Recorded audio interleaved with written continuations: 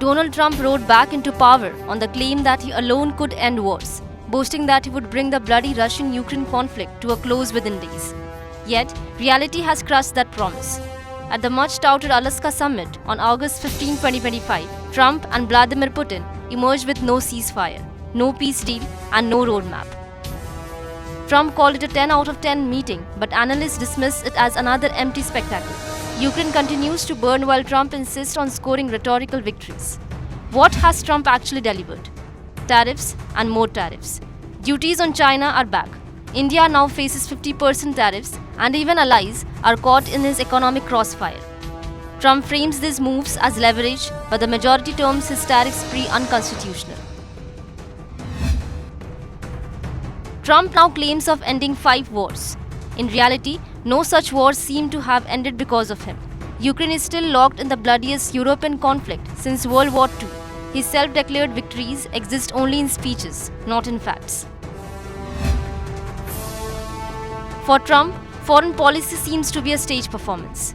He courts cameras, choreographs dramatic summits, and declares success before talks even begin. Yet, these meetings, whether with Kim Jong-un or Vladimir Putin, end with photo ops but no deliverables. He has turned US diplomacy into reality television, leaving America's credibility weakened on the global stage. Instead of building coalitions or negotiating serious solutions, Trump wields tariffs like weapons. He punishes partners and rivals alike, triggering trade wars that raise consumer prices and destabilize global markets. Economists warn that these measures hurt American workers and farmers more than they help, but Trump still parades tariffs as evidence of strength.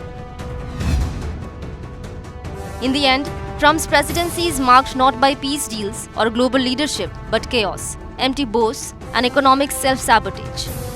His inability to deliver on the most urgent crisis, the Russia-Ukraine war, reveals the gap between his grandstanding and reality. Trump wanted to be remembered as a great deal maker.